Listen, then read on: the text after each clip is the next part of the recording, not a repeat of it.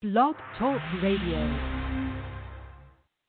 Welcome to Voices for Change 2.0, the mental health podcast that's changing the discussion one voice at a time, featuring guests that will help end the stigma and keep talking mental health. And now, here are your hosts, Rebecca and Joe Lombardo.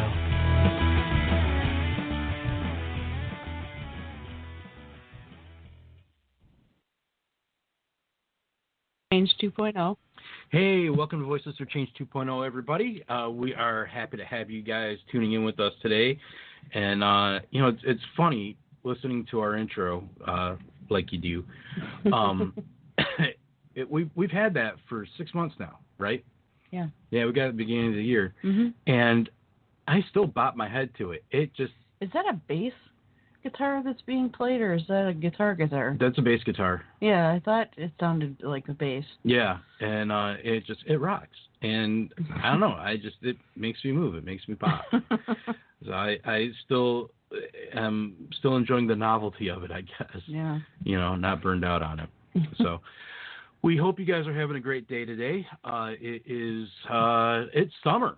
Yeah, it is. First day, isn't it? Today is the first day of summer. Technical first day. We've been roasting for far much longer than that. Yeah, but it's all downhill from here. This is the longest day, and tomorrow they start getting shorter. So you're welcome for that reminder, especially everybody in the Great White North.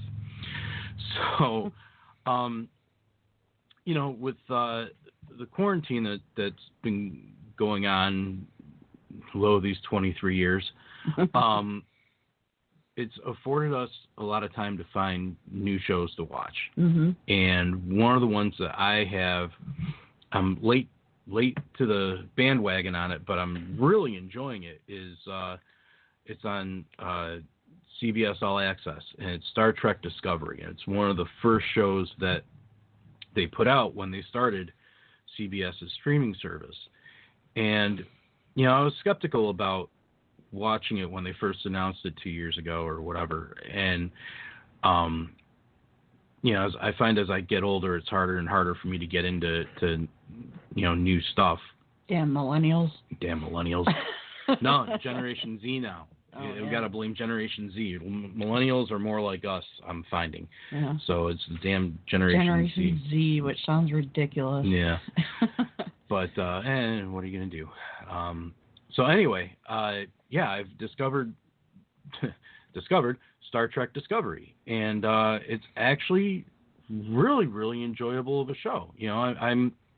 I've been a sci-fi fan my entire life. I like the original series of Star Trek and was a big Next Generation fan and all this stuff, and I kind of like what they're doing with this series, and I'm into the second season now, and the cool thing about it is the representations in the show.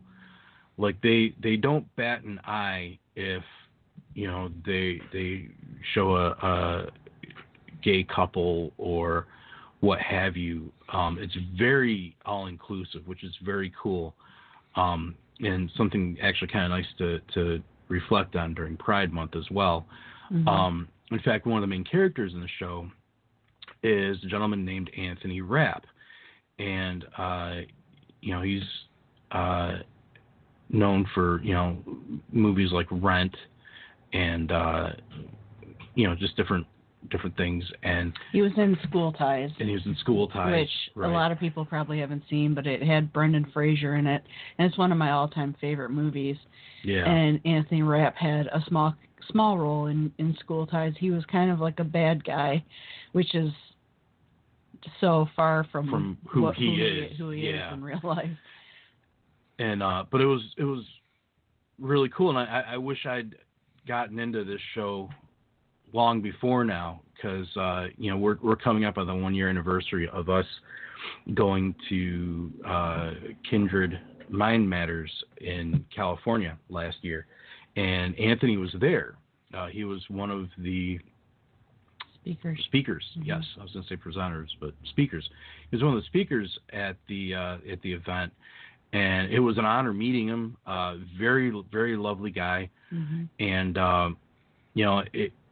they mentioned last year that he was on the show, and I really wish I'd gotten into it before we went, because I probably would have fanboyed out on him. Yeah, like I did. Yeah, like you did. Yeah, she totally fangirled on him. But it's a really good watch. So if you have the streaming service, or you've been kicked around the idea of getting it, go ahead and get it. It's worth it. There's a lot of good content on there.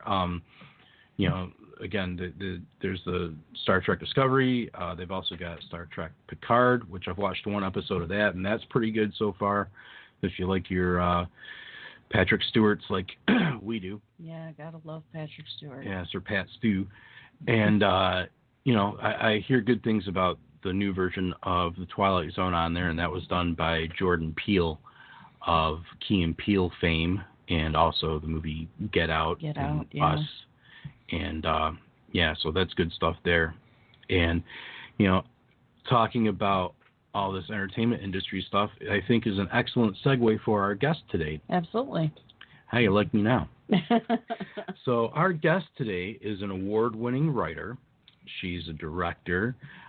She's also an advocate for mental health, anti-violence, and trauma. And she's also not a first-timer on our show. We're welcoming her back. This is her second appearance on the show. Just remember, when you hit 5, you get a special red jacket. So... it's like Saturday Night Live. Yeah, only with a red jacket instead of whatever the hell color they use. Yeah, I can't remember. Yeah. So please welcome to the show, Ms. Natalie Rodriguez. Hi there. Good morning from California. Hi. It's good.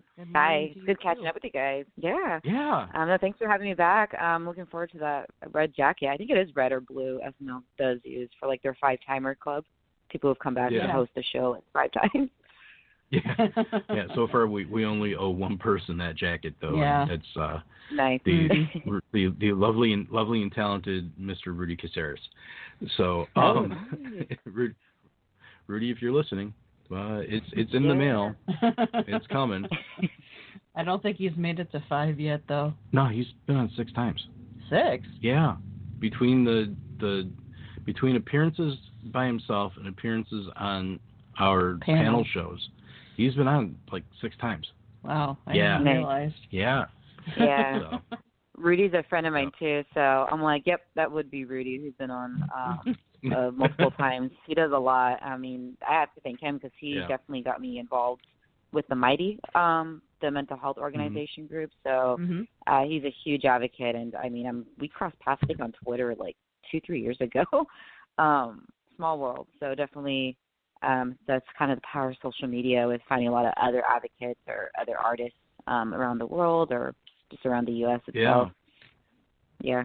Yeah, absolutely. It's been great, being able to interact with everybody in the community, you, Rudy, some of our other friends out there like Erez and Jeanette, and Erica. So not bad. Yeah, I'm really happy that I finally decided to learn Twitter and how it worked, and go on there and start communicating with other people. Like you said, in our community, the mental health community on Twitter is amazing. Yeah. Yeah. And we all stand up for each other and fight for each other and are there for each other, and it's amazing. Yeah. It is. Yeah, for sure. Sorry, I'm sorry. Go ahead, Natalie. I was going to say, I mean, definitely it's kind of crossing over to Instagram. I know Instagram's been doing a lot of the mental health awareness through the hashtag. And it's been I think it's just been blowing up, just especially during quarantine. I think this quarantine's been bringing up a lot of like mental health or a lot of kind of stress during this time, just because a lot of people aren't used to staying home, or it's, people got laid off. It's definitely triggering a lot of anxiety, depression. So I'm glad to be seeing that Instagram and Twitter they've been posting some, I think, wonderful things just to kind of remind people, like, this is a pandemic, this is a hard time, like, here's, like, the appropriate hotline. So it's definitely, I think Instagram's kind of becoming powerful, just like Twitter is, with a lot of the mental health awareness. Mm-hmm. Yeah. And, my hope with sorry, I've got a frog in my throat. No way. My hope is with everybody having to have stayed home for so long that doesn't normally deal with anxiety, doesn't normally deal with depression, doesn't normally deal with phobias like agoraphobia. I'm hoping maybe that's finally opened up some eyes and, opened some awareness to what people with these things go through. That it's not easy feeling like you're barricaded in your own home because you're afraid to go outside, or the anxiety of having to leave your home, things like that. I really, really hope that people that have for years said things like, oh, just get over it and go out the door, they finally kind of understand a little more. That's my hope. Yeah, I agree. So, well, my dear, do you have any questions for us? No questions. I mean, definitely besides how you guys been doing during the pandemic. I mean, with everything going on, it's been kind of California. It's there's always updating news, so I can only imagine that every state right now is probably just different or a lot like similar to California. They've been talking about potentially putting us back in quarantine starting in July, especially with, I think, some of the theaters getting canceled to reopen right now. Yeah. We've actually been lucky here in Michigan in that, all the guff that our wonderful governor has had to deal with, we're us in New York, we're the ones that have really done, I guess, a good job of trying to get COVID-19 contained. And we're down 50% in cases. Yeah. So that's important. Yeah. So we're real proud of that. And, there's a lot of people, especially in the state, that gave her a hard time for what she had us do. And I'm grateful to her for it. I think she's done an amazing job. And I hope that the naysayers in this state, if they take a step back and look at what she's actually done, I hope they realize, hey, she's, everything she did was to protect us. Yeah. So I saw that you guys were getting the mandatory masks again. Yeah. Just people yesterday. Lost their mind. Yeah.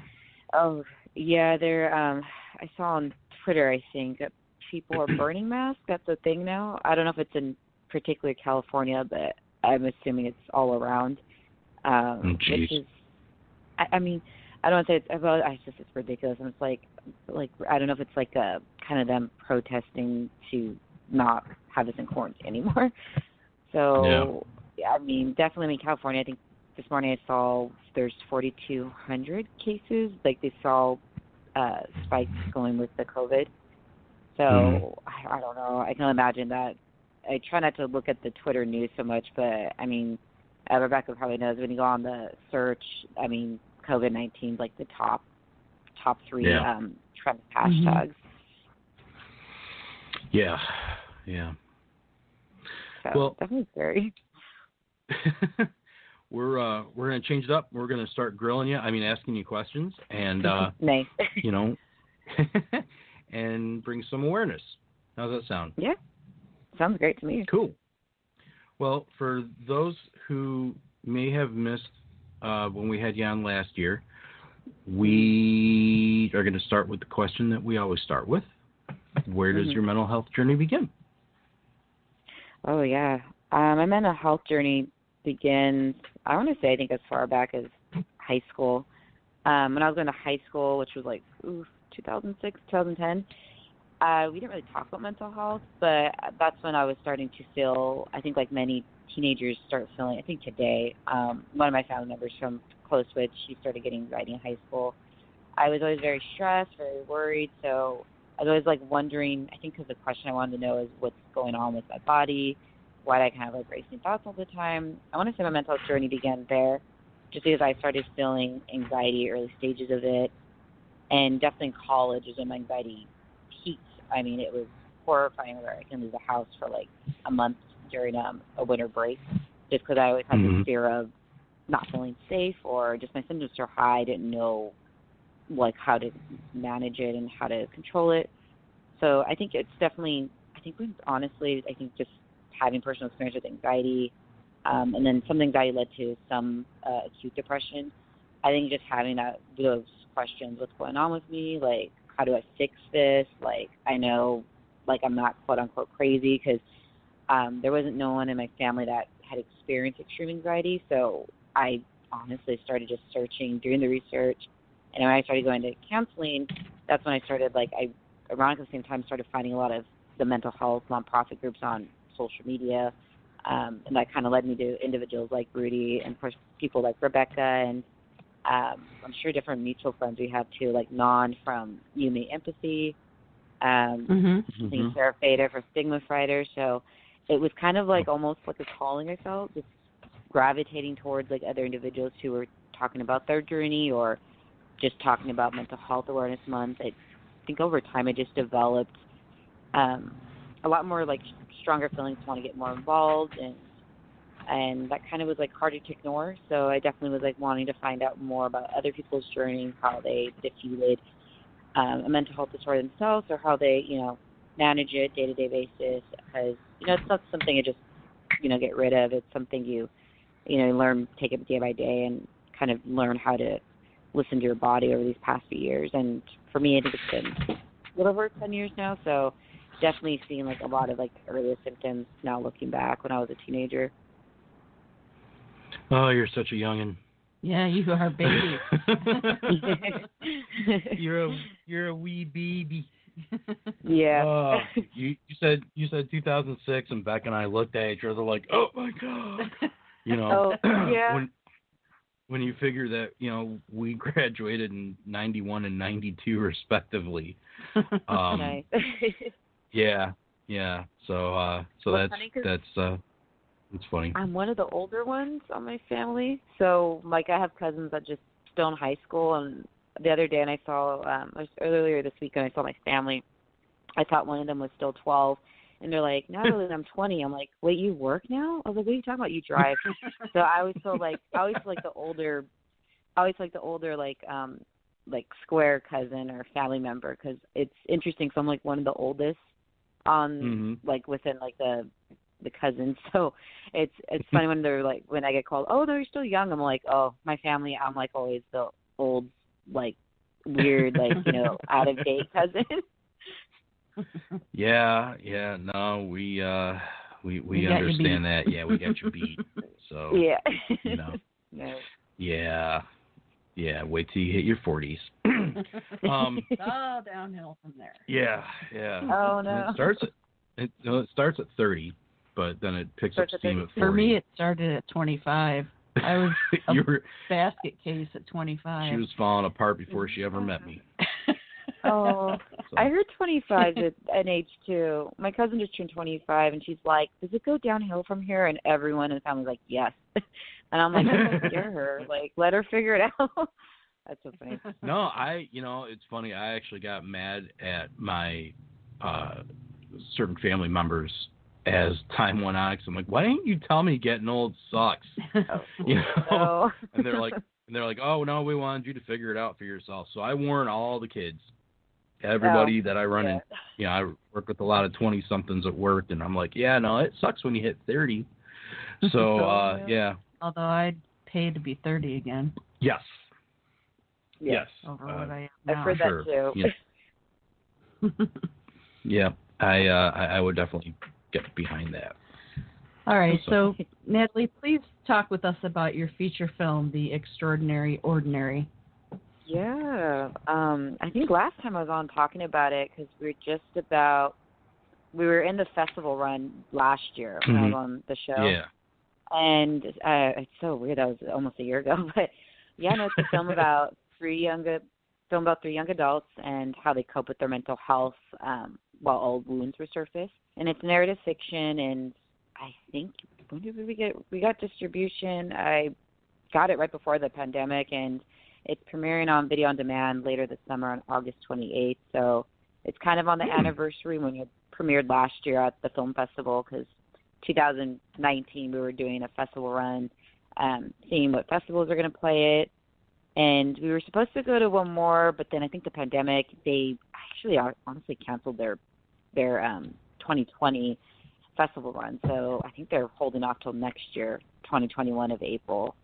So it kind of seemed like perfect timing getting the VOD contract. I was like, yes, I'll do it, because it was very surreal. I'm still kind of processing that too right now. And it's with a small company called Indie Rights. They're very big on like helping a lot of independent films, and independent films are ones that are people that self-funded or half self-funded, or films that are made on extremely low budgets. I mean, today, I think even like a $500,000 budget is considered quote-unquote cheap for films, which is amazing. But I guess if you look at how much movies cost, you're like, oh, no, that really isn't a lot for films too.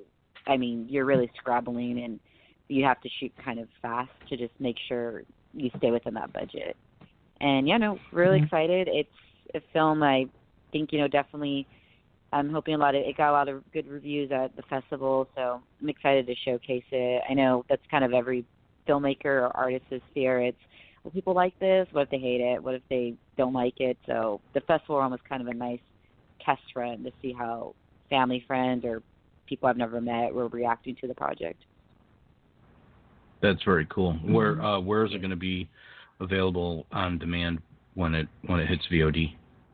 Yeah, it's going to be on Amazon. It's going to be through Indie Rights' Amazon page. So you'll find it with all their other movies. They do a lot of comedy dramas. They do some scary films, but I think their specialty is comedy dramas right now. But it'll be on there starting midnight, August 28th this summer. Cool. That's very exciting. Cool. Yeah. Look forward to watching that. What is Howard Original? Oh, yeah. Howard Original, it's my second feature. We had just wrapped before the pandemic, which is weird because we were filming that every day or every weekend for about 4 months straight, because like many artists, most of us were working jobs during the week, 9 to 5. But Howard Original is a comedy drama. It's about a washed-up screenwriter. He's going through a crisis, and he escapes to the woods to finish a screenplay that he's been working on for months now. And that was based on a short film my friend and I worked on a few years ago. Wonderful Kevin Michaels. He plays Howard in both the feature and short film, and we decided, I'm like, let's just try to make it longer version. Let's see if people like it, and if we hate it, we just gave it a shot. But it's been doing well because we just during this quarantine, as you can imagine, everything's remote. I've been working on The Extraordinary Ordinary, doing some PR work for that film. Howard, we've been working on the post-production side. So I'm actually going to a post-production meeting later to watch the latest cut of it.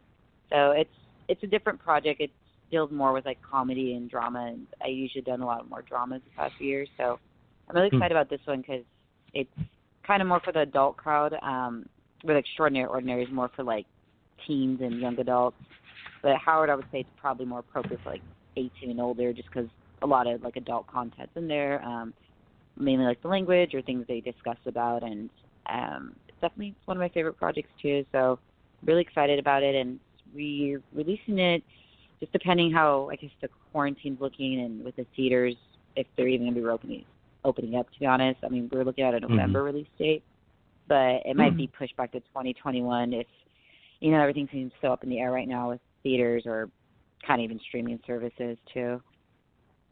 Yeah, that's been kind of a tough pill to swallow. Going into the pandemic, there are all these great movies that were scheduled to come out, and they've all been pushed back, and they're pushed back again. And I was looking forward to stuff like, the Wonder Woman movie that's coming out and Black Widow and all that.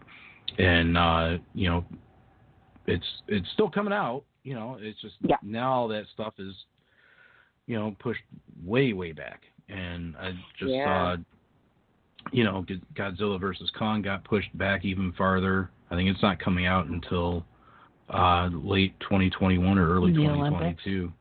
Yeah, the Olympics got pushed out. I was so looking forward to the Olympics. Yeah, she's an Olympics fangirl. Nice. No, but it's bizarre because I think that was kind of the little fun fact because The Extraordinary Ordinary was supposed to come out in May for Mental Health Awareness Month. It was on May 1st. And I remember, I think it was between the end of March and in April, it was like, what movies are coming out? Because that's when the studio started pushing back their, of course, March and April movies. And my instinct was, okay, if Black Widow gets pushed back, we're probably going to get pushed back as well.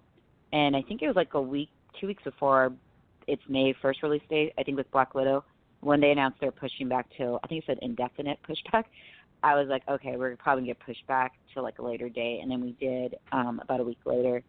Yeah, I mean, that's so bizarre. I mean, I don't think anyone's ever going to get used to, I think, all this happening because, summers, of course, it's your bigger or remake films. I was looking forward to the Top Gun sequel because I love the music in those films. And seeing that those just keep getting pushed back and changed, it's just weird because you're like, okay, how things are looking. It looks like it's going to happen again with movies that are scheduled, I think, even for November or December this year. I think that happened with Black Widow again. They keep pushing it back again. Is I think October, then November, and then now there's talks it might be next summer. Wow. Yeah, they pushed back some TV shows too, stuff that they show on Hulu and Netflix and what have you, like Handmaid's Tale. Yeah. Got pushed back. That's right. Wow. It used to premiere in June. The last 3 years, it premiered in June, and now they're talking about wrapping up filming in November if they can even do that. So. Yeah. So. True. But they just passed that law too. But honestly, I don't know anyone that's been filming. I think Riverdale is another show they talked about filming, but they talked the same thing November. I think December the earliest because they have to get. I think what it is they passed along the 12th for TV film productions to get the okay to film, but I think the 12th, from what I'm noticing, I think that's for studios to come up with their own health code contracts saying this is how the sets are going to be changed. So it's definitely, I think I didn't know that. I was assuming people are going to start getting ready and filming on the 12th of this month, but I think it's going to take some time from here until Handmaid's Tale, Riverdale, if they're planning to film later this fall, winter. I'm assuming they're probably trying to get their health code package ready, and I'm sure that probably goes through a team of legal people just to approve it's safe, it's sanitized. Yeah, but that's insane. I can't imagine. I mean, being one of those people on sets too, because I'm used to doing the indie film sets. When you do the indie film sets, you kind of do more. I don't say make up your own rules, but you shoot so fast that you're kind of in and out. But with this pandemic, they're saying it's definitely going to affect a lot of the indie filmmakers. Where indie filmmakers might have to go register their films union, so they have to 99% most likely they have to be a union film, and all that is SAG will just approve and make sure you send in the appropriate paperwork. But I've been hearing that's going to change too, how much paperwork you have to sign now too.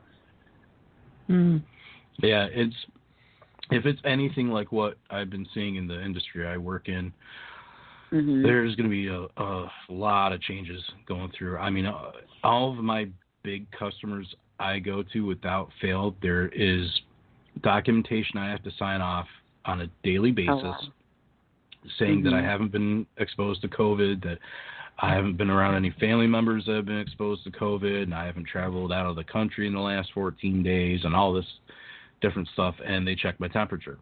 I've had my temperature checked more in the last 3 months than I have in the past 46 years. It's crazy. I mean, that's the new norm now. I mean, Yeah, I mean, you're almost like you feel good because you're like, okay, they're checking people's temperatures, because that makes you feel, at least for me, makes me feel a little bit more at ease. Like, okay, people in here had their temperature check. If they were over, they wouldn't be able to come in. But then I'm wondering that too, if just because like I have a lot of relatives who work in the office and they're quarantined. Like my mom is, she's quarantined. She's still indefinite.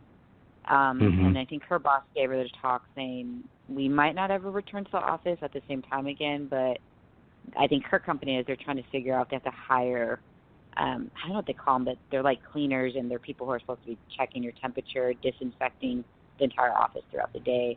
But I know a lot of companies can't afford that, so I know that's why most are doing a lot of layoffs or even just like shutting down. But I think that's definitely, it's going to be like the new norm. I mean, I felt just all these never going to be the same again, but I'm wondering how many companies are definitely going to be affected by that. If we do have to have like a health inspector in offices, or even like a Rouse or like a TJ Maxx store. Yeah, like a wellness person of some kind, you know. Yeah. Well, I tell you what, we're gonna take a break. We're gonna listen to some tunes, maybe grab a coffee. I don't know, whatever. Smoke them if you got them. Sit tight, everybody. You're going to be listening to Your Magic by Matt Stern, and we'll be back in a few minutes. You are the best thing. You hold my heart inside your hands. Your magic. You make me crazy. Your touch, it makes me lose my head. It's tragic.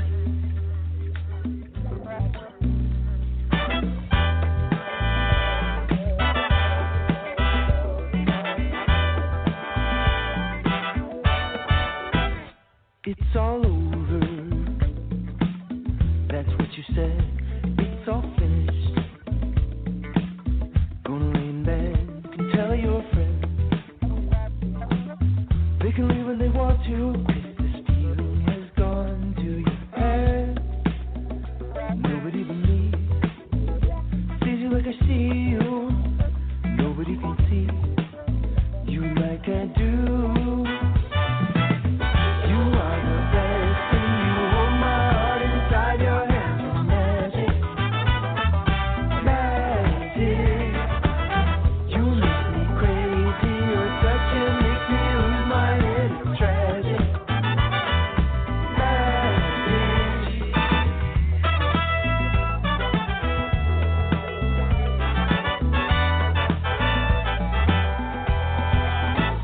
Let me hold you. I can try to help, can sit here by you. When you're overwhelmed, can remind you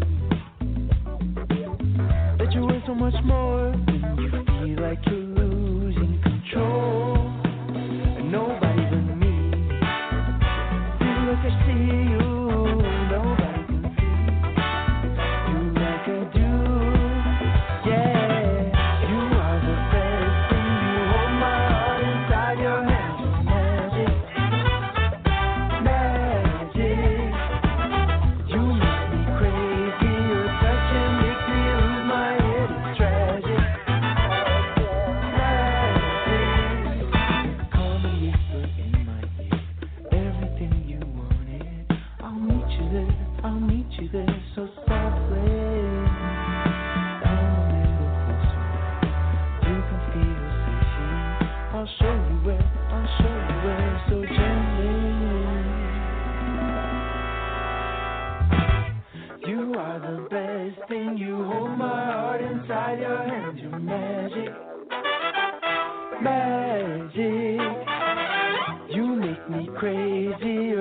It makes me lose my head, it's tragic.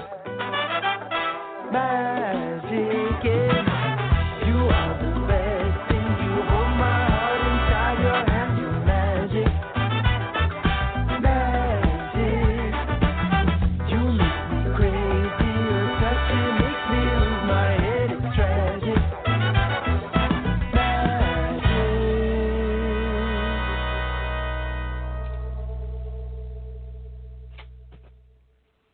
Hey, welcome back to Voices for Change 2.0. I'm Joe. The beautiful, wonderful, lovely lady sitting right next to me is my wonderful wife, Rebecca. Hi, baby. Hi, honey. And the lady that we've got on the line is the beautiful, lovely, and talented Miss Natalie Rodriguez. Oh. Hi. Hey, guys. Welcome back. So, anyway, what we were talking about on the break, when you get a chance, watch the show and then watch that behind-the-scenes thing, because it will blow your mind. Of what? What are you talking about? The Mandalorian. Oh, okay. Yeah, we were talking about that on the break.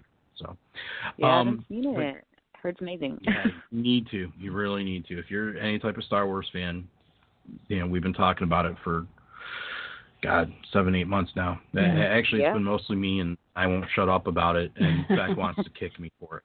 So it must be amazing then if you're talking about it a year later. So I'm going to have to get the Disney Plus app password for my sister. I was just telling Joe, I found out my little sister, she has a Disney Plus app. And I'm like, wait, since when? She's like, oh, like my stepdad got it for her. And I was like, wait, what? I was like, can you give me the password? I was like, I want to see it now because it was her guilty. It was her splurge for the quarantine since she's been off school. So I'm going to see her later today. So I'm definitely going to try to get the password. Yeah, by all means, it's a great show. Yeah. And to any of our listeners that haven't seen it yet, if you're a Star Wars fan, even if you're not necessarily a Star Wars fan, my niece isn't a huge Star Wars fan by any stretch, and she loved the show. So she loves the child. She loves Baby Yoda.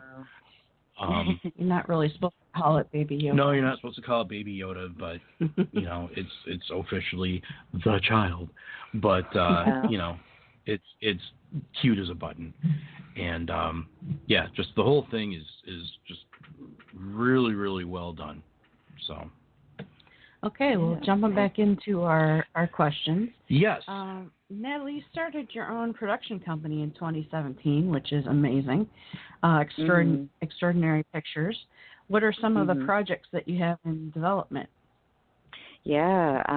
No, thanks for checking that out. Because I just got a website for the company like a month and a half. But yeah, no, we just. I know, it's like, I didn't have a website this entire time because everything was just Facebook or Instagram, so it felt appropriate to get the website now because especially the Extraordinary Ordinaries, that's our first feature with the company, and then Howard Original is the second feature film, so I think once I started filming Howard, I was like, I got to get an expertise as advice on this, and I have the wonderful Joseph, it's my company's publicist, he definitely has expertise in that, the marketing and how to kind of market your company, and I was like, okay, awesome, because I'm like, I would have never thought about that in a million years. But right now we have a few projects in development, and we were supposed to start filming in May. It was going to be like a horror short. It was based on a novella I wrote a few years ago, and of course the quarantine, it delayed many, many productions, and right now we're not canceled, but I had to tell the cast members, we're postponed until whenever, we get the okay, and whenever like indie smaller projects can start filming again. But right now it looks more like, to be honest, maybe 2021 might be the year to start resuming productions on projects.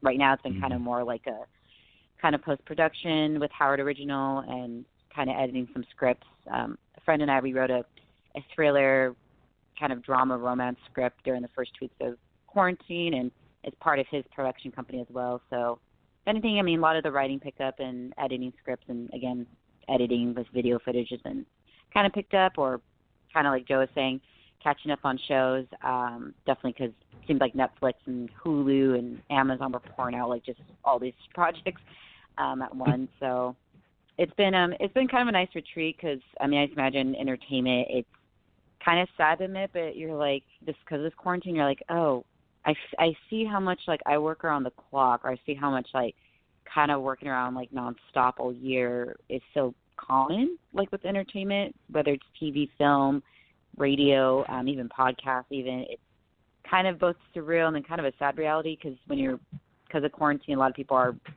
taking time off, whether they're reading books or just watching TV. You're kind of like, oh my gosh, like, yes, it's almost like a mini vacation, it feels like, or one big long vacation. Just because, you can't get up and film or even have really meetings. I mean, I have a lot of colleagues, they absolutely refuse to have in-person meetings or meetings at all, even though things are given okay to open up again. But it's been kind of nice, though, doing the kind of watching TV sometimes all day or kind of, not focusing on the work, too, because it's kind of something I've never done. So it's kind of like the sad thing to admit, but I think a lot of people can admit that, too, because seems like nowadays that hustle and grind is kind of almost normalized. It's like if people aren't doing that, it's like, what are you doing then? Yeah. It's nice being able to, stop and smell the roses, so to speak. Yeah. Being able to actually take a step back and go, you know what I mean, and just take a nice cleansing breath. And it has. It's been stressful. I've been actually working the entire time, and because the industry I'm in, we're considered essential. So, it got slower for us because obviously a lot of our customers either shut down or, furloughed, a lot of their workforce and stuff. So I was putting in less hours, but, things have started ramping up again. People are starting to open. More people are coming back to work. We're starting to do more of what we used to do, and the hours are coming back up. And it's, on the one hand, it's great. It's great seeing that, and seeing people I haven't seen in 3 months and whatnot. But by the same token, it's also stressful, because you worry about bringing, possibly catching it, possibly bringing it home to your family, and so it's just a whole big thing. That's I mean, that's going to be a lot of this year, I think, for a lot of people going back to the office. I know my mom, she absolutely does not want to go back to the office. She likes working remotely. She's like, I'm kind of used to this now. And I know a lot of people have been requesting to be remote or telecommute 50-50 office and then 50-50 at home. Yeah, and it's, a lot of businesses are looking at that now as a viable option, and I'm kind of with it. I see it as, maybe you don't have the normal day-to-day interaction with the office, but you're also not constantly stressed. If you're working from home, you can take get up and go to your fridge and get your own food, and not have to worry about Jim from marketing stealing your sandwich or something, So yeah, so true.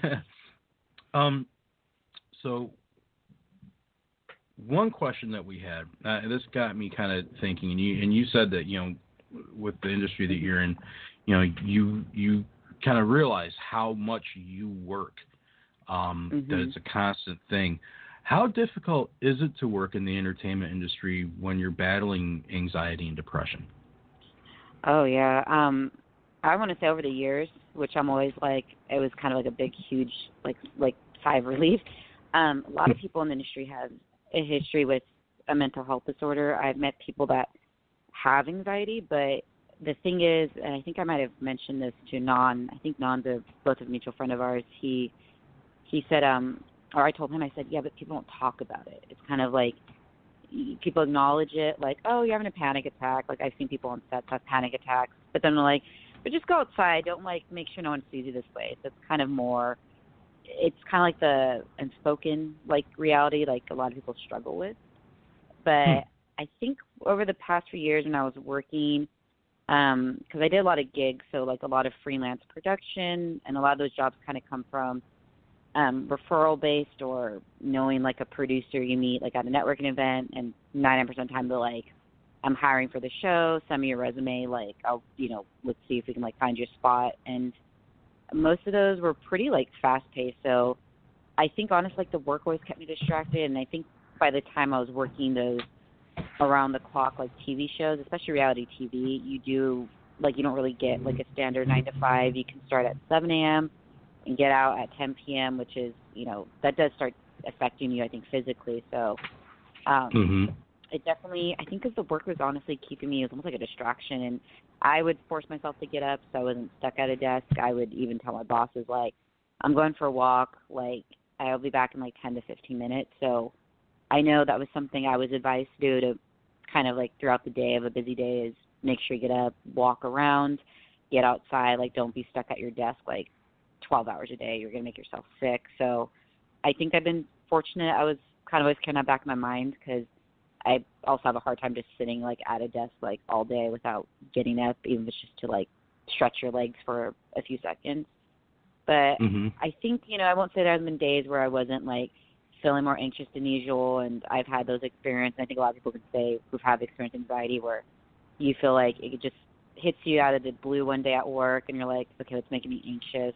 And then it's almost like the anxiety comes and goes all day. So I've had those situations, and usually my old coping mechanism was to call off work or, you know, call off school and go home and be home for the day. But some of these jobs in the entertainment field, you know, it kind of like wasn't like that where you can just call off and go home. So definitely I think kind of just almost like write it out. I hate saying that too until this day, but kind of would have to just write it out throughout the day, or if it got severe bad, it was just like I would kind of confide to a friend, or 99% of the time my bosses were very open about being stressed out themselves or having anxiety. So I think kind of understanding that like you weren't alone in the department on whatever show I was on at the time, it kind of made me feel like that feeling, you know, less alone. I was like, okay, so everyone here is, if I'm feeling stressed, someone else here is feeling stressed as well, because some of these shows were brutal. They would have you do things like in short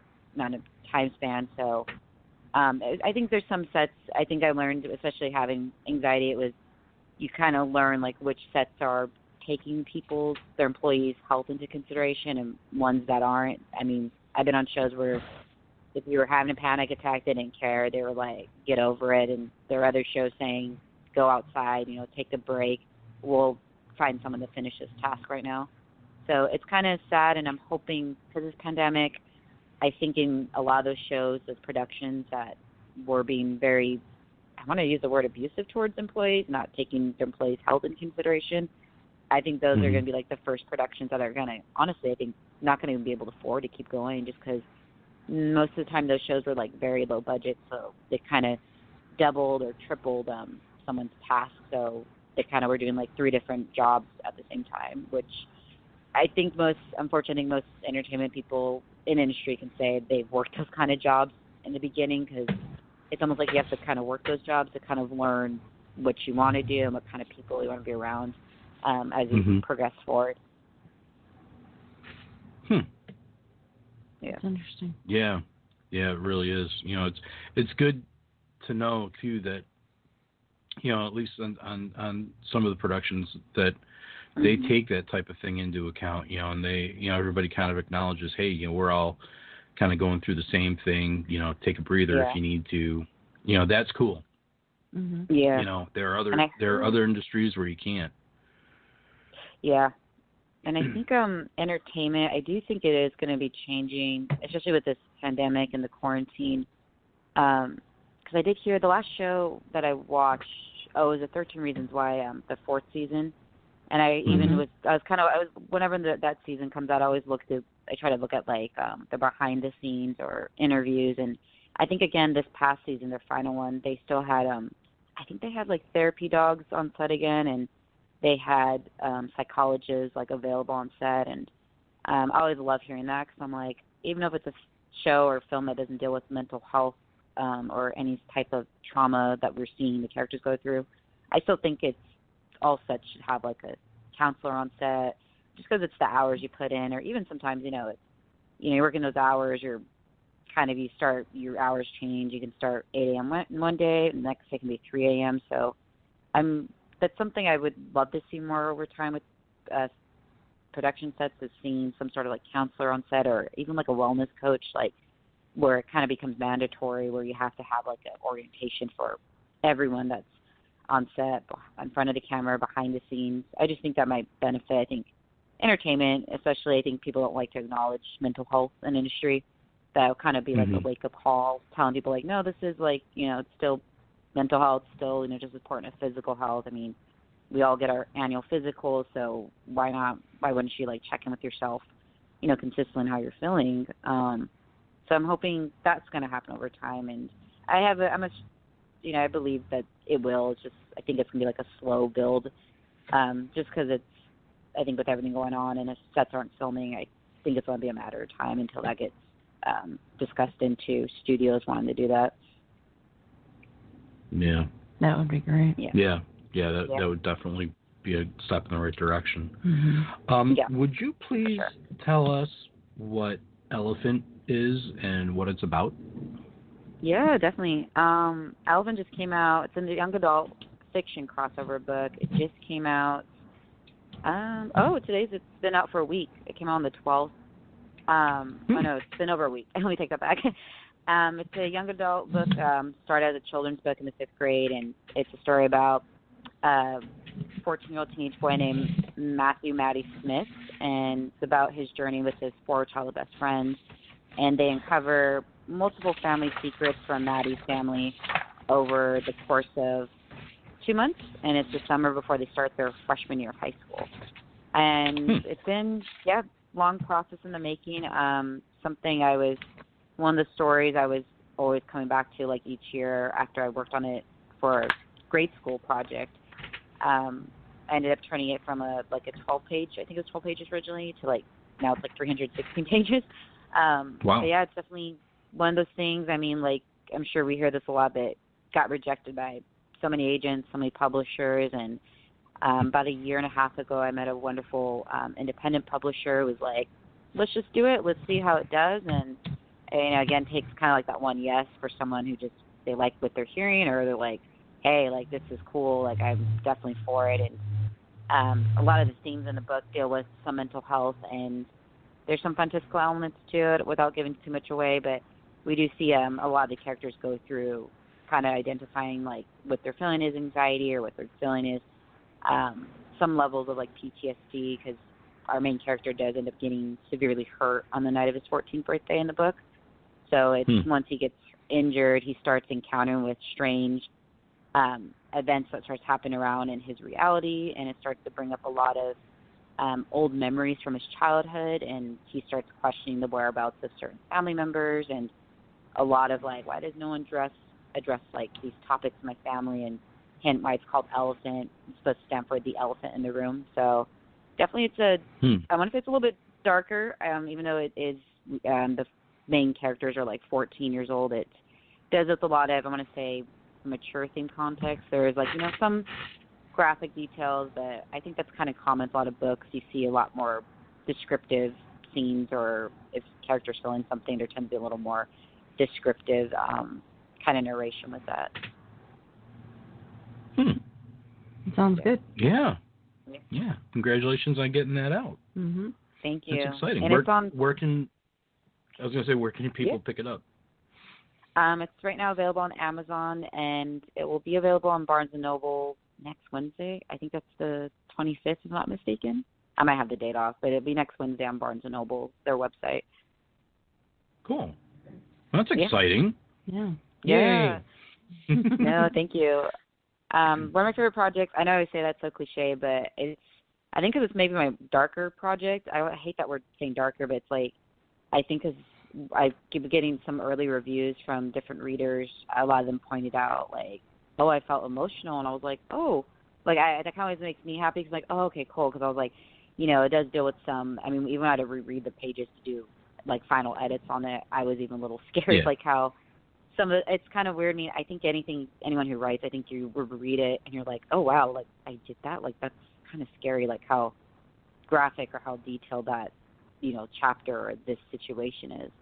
So I definitely, I think that's kind of the goal with any type of artwork. It's people reacting to it. I think it's, you definitely kind of made them think about, just the situation or the character. They feel for the character. They're rooting for the character or characters. So I feel I kind of feel that's the job to do with any type of artwork, film, book, any type of media going out there online. Yeah. Mm-hmm. Very cool.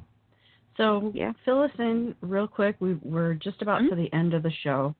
So fill us in on your social media where people can get a hold of you if they're interested in speaking with you about any of your projects.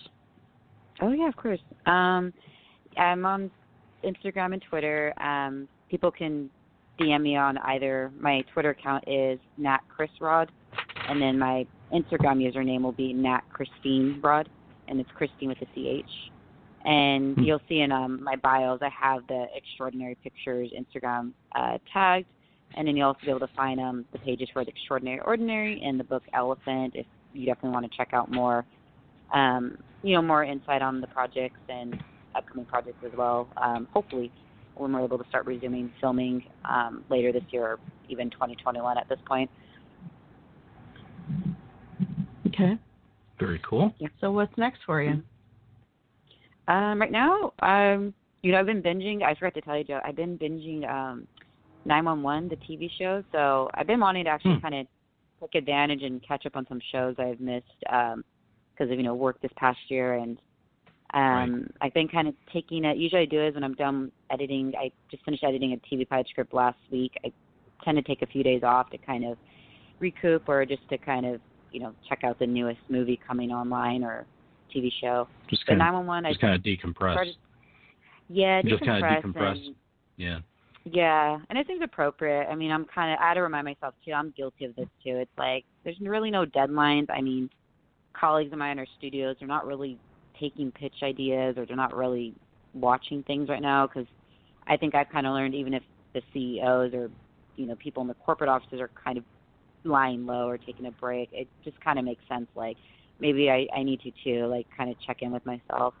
But 911, it's Ryan Murphy's TV show. I loved it. I started watching it, I think on Tuesday, and I'm just started season 2 last night, and it's such a guilty pleasure. It's a good thriller based, some kind of action in there, and definitely I love Ryan Murphy's TV show. So I feel like the guy can do any crossover genre, and you're just like he's from American Horror. He's from American Horror Story, isn't he? Yeah. Yeah, that's the one. But I definitely recommend it. I think it's on Fox. I think it comes on Mondays, or it did, and they just ended, I think, season 4. So I didn't realize they were on that long either. But it's a good little thriller. Cool.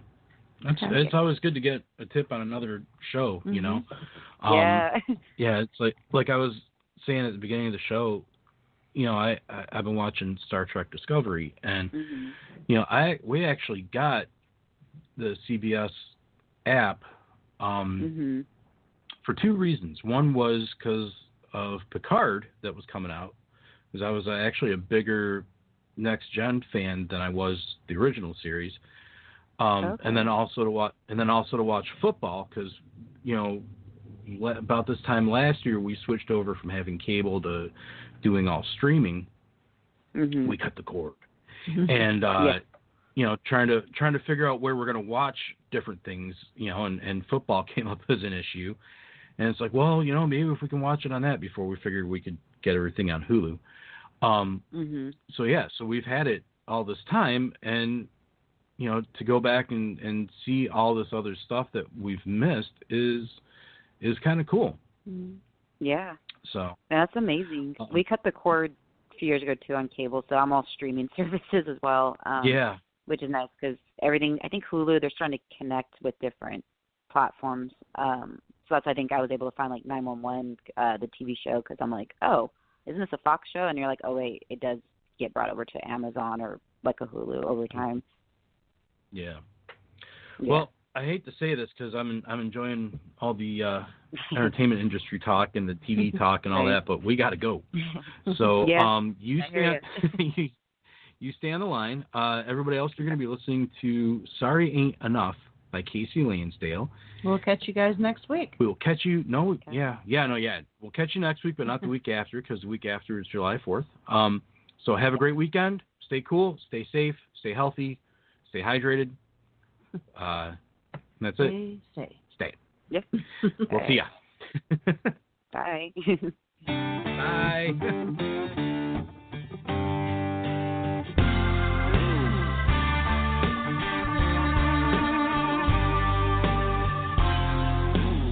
Well, looky here what the cat drug in. I heard you might have lost your new girlfriend, then knock, knock, knock.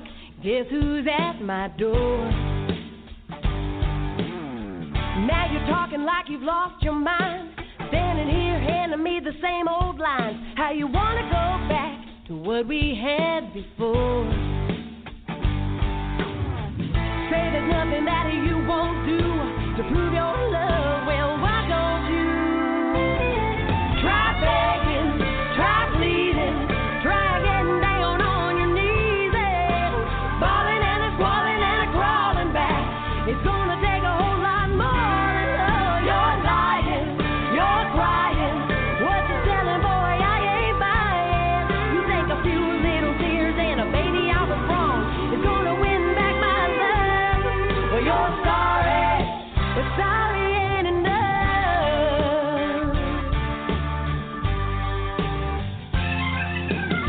Are those flowers really meant for me? You brought a teddy bear, I guess you think that's sweet. Tell me, boy, how dumb do you think I am? Does this look like a swinging door? Your little key don't fit no more. I think it's time you find a better plan.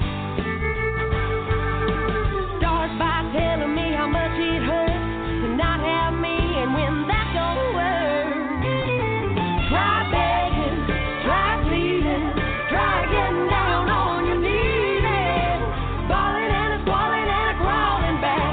It's gonna take a whole lot more than love. You're lying, you're crying. What you telling, boy, I ain't buying. You think a few little tears and a baby I was wrong is gonna win back my love. You're sorry, but sorry ain't enough.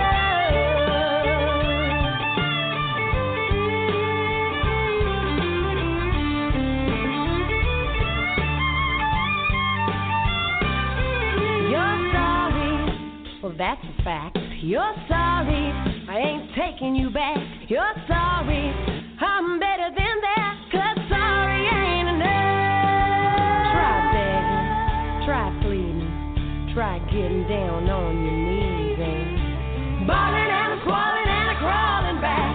It's gonna take a whole lot more than love. You're lying, you're crying. What you telling, boy, I ain't buying. You think a few little tears and a baby I was wrong is gonna win back my love. You're sorry, you're sorry. Yeah, you're sorry, all right.